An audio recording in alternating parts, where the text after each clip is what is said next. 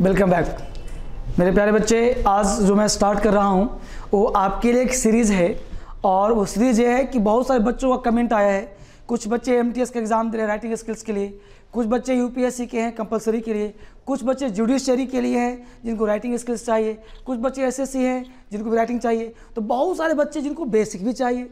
तो हर एक वो बच्चा जिसका बेस कमज़ोर है उन सारे बच्चों के लिए आज मैं वीडियो तैयार कर रहा हूँ।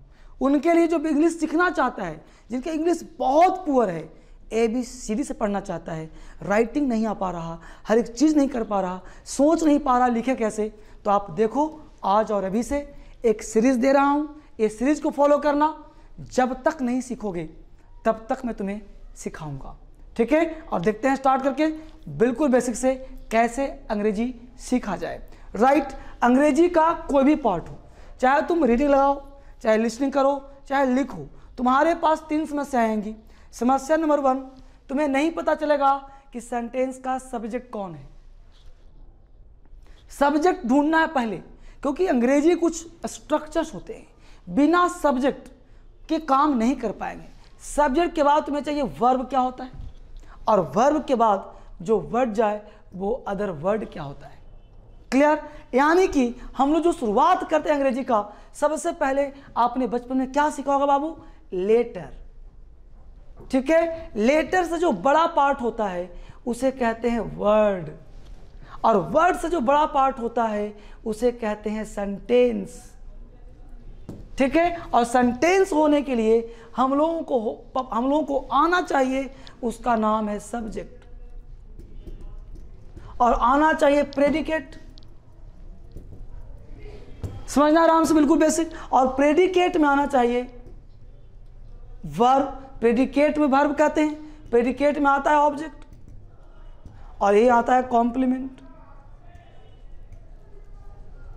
ठीक है बाबू। तो हमने कहा कि आपके पास सेंटेंस लेटर तो पता होगा, लेटर पता है ना।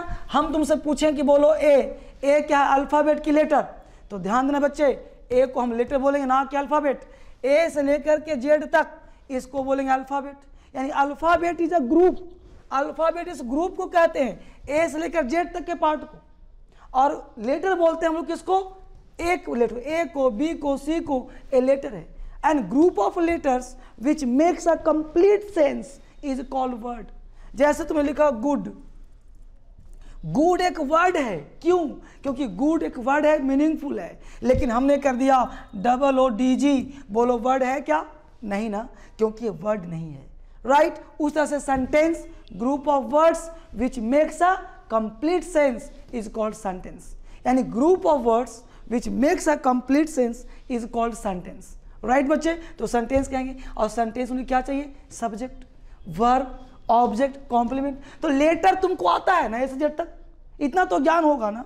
वर्ड तुमको आता है ना, अब चाहिए क्या तुम्हें? सेंटेंस। इसी को लिखना नहीं आता सर, मैं हूं ना सिखाने के लिए, सीखो अभी।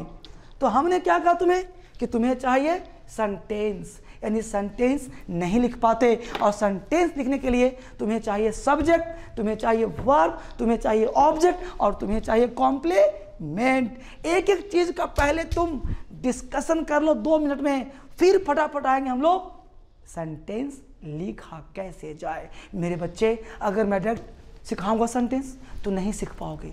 तुम्हारा नॉलेज पहले क्या चाहिए कि सब्जेक्ट क्या होता है। Got it? तो फटाफट कॉपी कलम निकालो, लिखना शुरू करो, और हाँ, उन सारे बच्चों को कॉपरेट करो जिनको आवश्यकता है।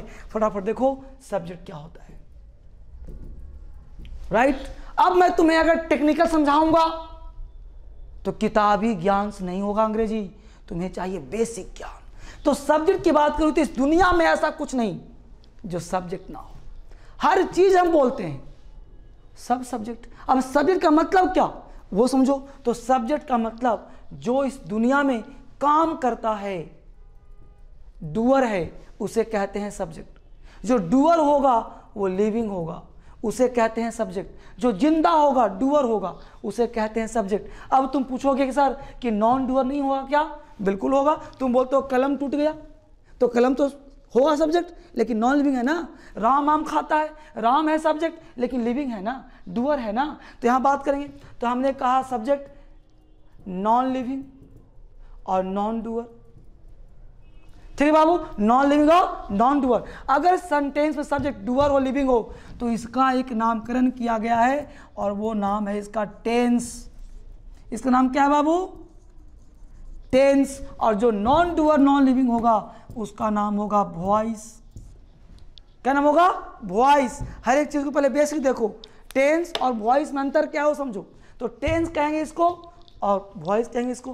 कैसे होगा समझो गौर से। हमने कहा राम आम खाता है। बोलो बाबू, राम डूअर है, काम कर रहा है राम। क्या काम कर रहा है आम खाने का?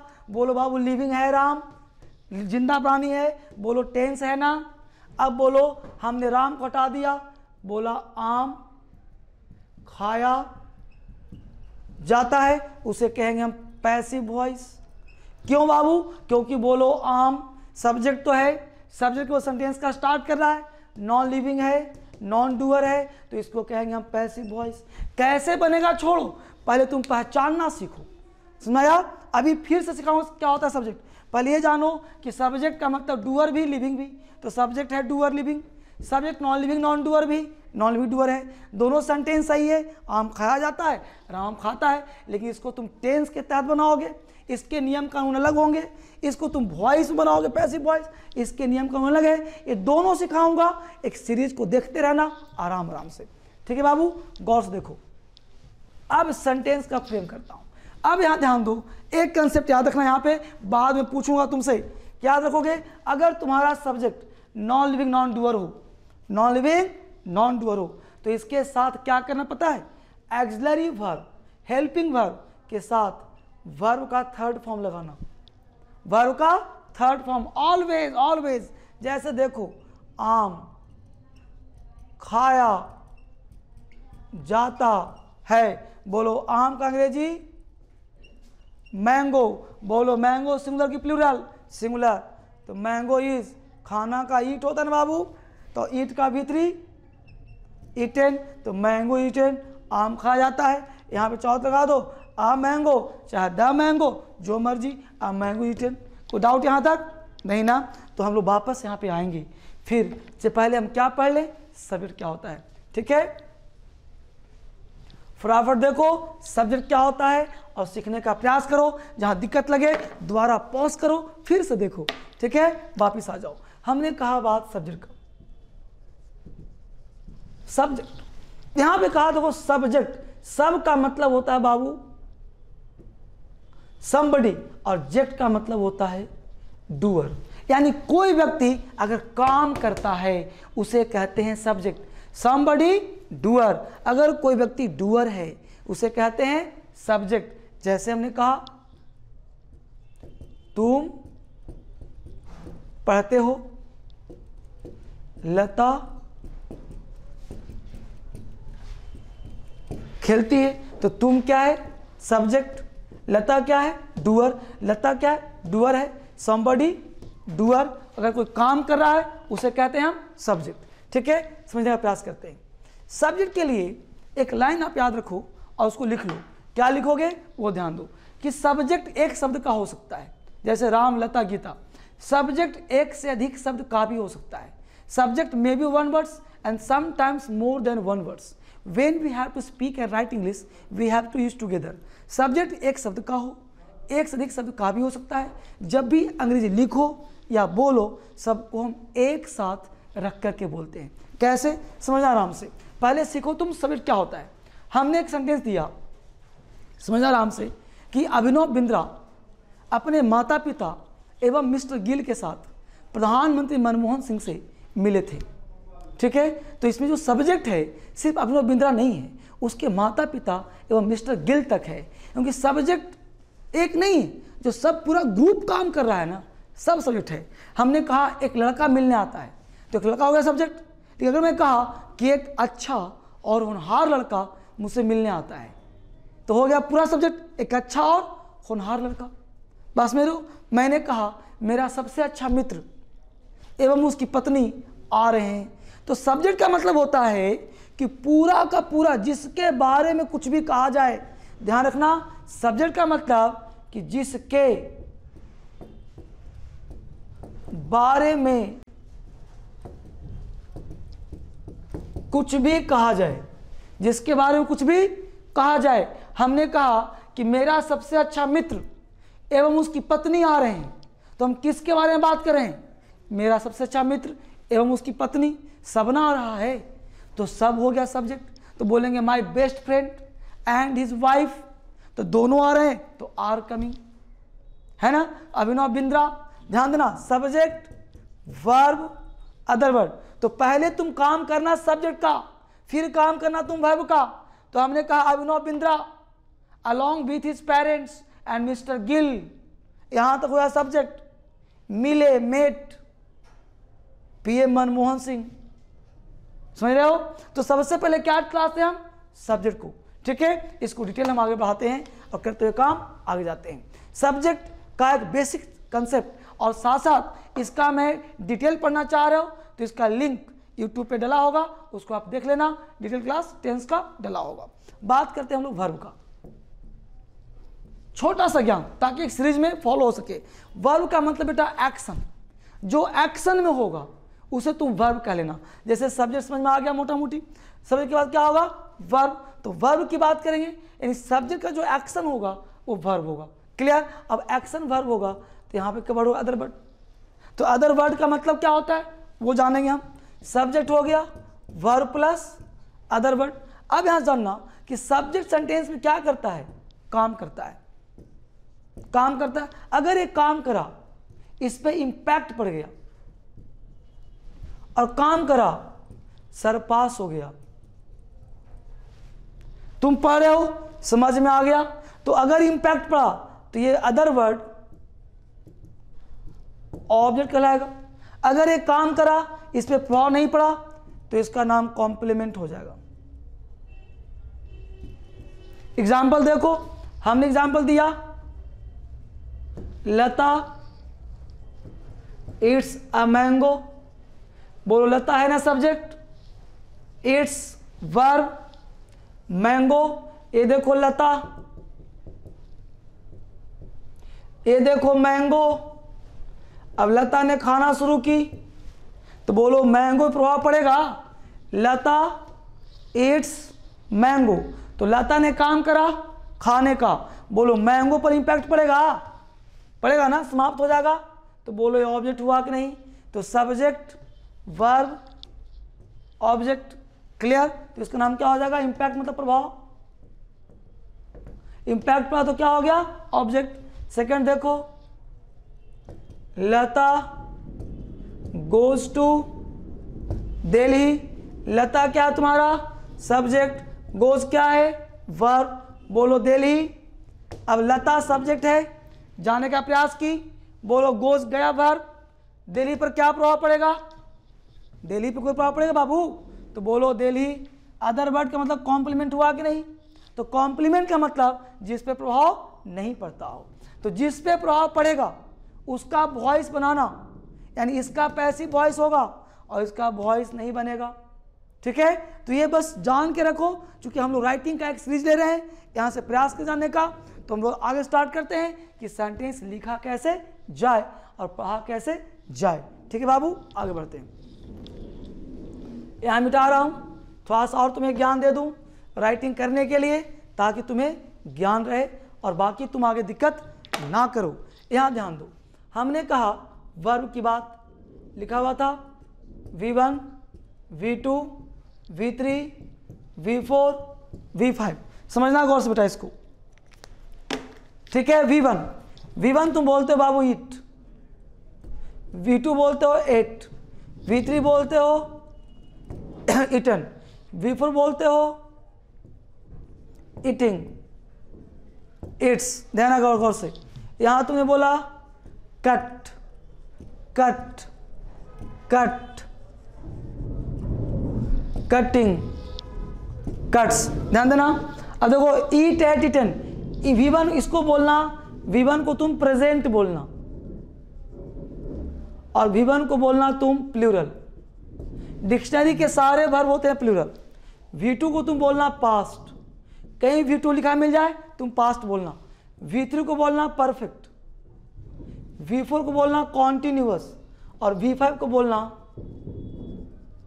प्रेजेंट और सिंगुलर। ठीक है, यानी V1 में अगर एस या एस लगा दिया जाए तो बन जाता है सिंगुलर, और क्या है प्रेजेंट, या भी प्रेजेंट या भी प्रेजेंट। तो प्रेजेंट बोलना हो तो क्या लगाओगे V1 और V5, पास्ट बोलना हो क्या लगाओगे V2, परफेक्ट बोलना क्या लगाओगे V3, V4 ईटिंग। क्लियर है?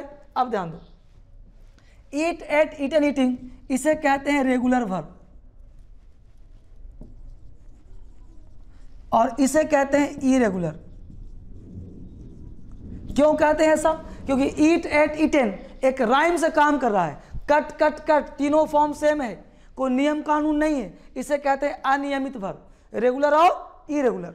खैर ये आपको जानना इतना डीप में अभी आवश्यकता नहीं है, इसका सीरीज अलग से भर पढ़ाऊंगा। ठीक है बेटा, तो V1 मतलब प्रेजेंट, V5 मतलब प्रेजेंट, V2 मतलब पास्ट, V3 मतलब परफेक्ट। ठीक है, वापिस आगे आ जाइए। ये सब आपको सिखा रहा हूँ राइटिंग की शुरुआत करने के लिए। ये सीरीज है, ये धीरे धीरे हर दिन आप सीखोगे, आगे बढ़ोगे, कोई भी सीरीज मिस मत करना। ये पहला क्लास, ध्यान रखना। आगे बढ़ने का प्रयास करते हैं, जानते हैं क्या होता है। ठीक है बेटा, अब ध्यान दो कि हम लोग जब लिखेंगे अंग्रेजी तो सब्जेक्ट आएगा, सब्जेक्ट के बाद वर्ब आएगा, वर्ब के बाद अदर वर्ड आएगा। अभी हमने छोटा सा जानकारी लिया सब्जेक्ट का, छोटा मोटा जानकारी लिया वर्ब का, थोड़ा सा जानकारी लिया अदर वर्ड का। अब इसे सीखने का प्रयास करते हैं। कोई भी सेंटेंस हम जब लिखते हैं तो पहले क्या चाहिए सब्जेक्ट, फिर क्या चाहिए वर्ब, फिर क्या चाहिए अदर वर्ड। जैसे वह रोज अंग्रेजी पढ़ता है। ठीक है, अब बनाने का प्रयास करते हैं, जितना ज्ञान मिला। तो वह रोज अंग्रेजी पढ़ता है, ध्यान देना बाबू, तो वह रोज अंग्रेजी पढ़ता है। अब ध्यान दो कि यह एक हैबिचुअल है, मतलब प्रेजेंट की बात कर रहा है। इसका मतलब कि वर्ब का फर्स्ट फॉर्म लगाएंगे या वर्ब का फिफ्थ फॉर्म लगाएंगे। क्लियर? तो सब्जेक्ट ढूंढेंगे कि जो काम कर रहा है, काम कौन करे बेटा? वह, वह का अंग्रेजी क्या होता है बच्चे? ही क्या है तुम्हारा सब्जेक्ट। क्लियर? अब ढूंढना है वर्ब, तो बोलो रोज वर्ब है नहीं ना, अंग्रेजी वर्ब है नहीं ना, एक्शन कौन कर रहा है? पढ़ता है। तो पढ़ता है तो इस तरह से अंग्रेजी कैसे करना, ऐसे चलने का प्रयास करना। तो वह पढ़ता है वर्ब हो गया। अब यहाँ तो सब्जेक्ट के बाद वर्ब है, हिंदी में हमने पढ़ना इधर लिखा, तो हिंदी से अंग्रेजी बनाएंगे तो सब्जेक्ट के तुरंत बाद वर्ब चाहिए और ढूंढेंगे वर्ब कहाँ है। तो वर्ब कहाँ है बेटा? पढ़ता है। तो ही के साथ क्या लिखेंगे हम? रीड्स। अब रीड्स है का अंग्रेजी इज मत लगाना, क्योंकि पढ़ता है का अंग्रेजी रीड्स होता है। तो ही रीड्स क्या पढ़ता है? अंग्रेजी। He reads English, he reads English. अब डेली रोज एक एडवर्ब है, तो जो भी टाइम का वर्ड होगा, जो भी टाइम शोइंग वर्ड्स होगा, उसको हम लोग हमेशा सेंटेंस के लास्ट में रखते हैं। तो ही रीड्स इंग्लिश डेली। ठीक है बच्चे, इस तरह समझ में आ जाएगा। तो इस तरह से हम लोग हर एक चीज को पढ़ने का, जानने का प्रयास करेंगे। ठीक है, और सारे वीडियोस मैं इस तरह से बनाऊंगा। आज का जो है, जो वीडियोस बनाया हमने, ये जो बनाने का प्रयास कर रहा हूँ, ये आपको बेसिक टेंस से संबंधित, इसी से क्लास हम लोग फिर कल आगे बढ़ाएंगे। ठीक है, और इस तरह से आप सीखो, इसको रिवीजन करना, और जो वोकैब दूंगा उसको ध्यान रखना। और फिर मिलते हैं कल अगले नए वीडियो में। Thank you very much, thanks for watching.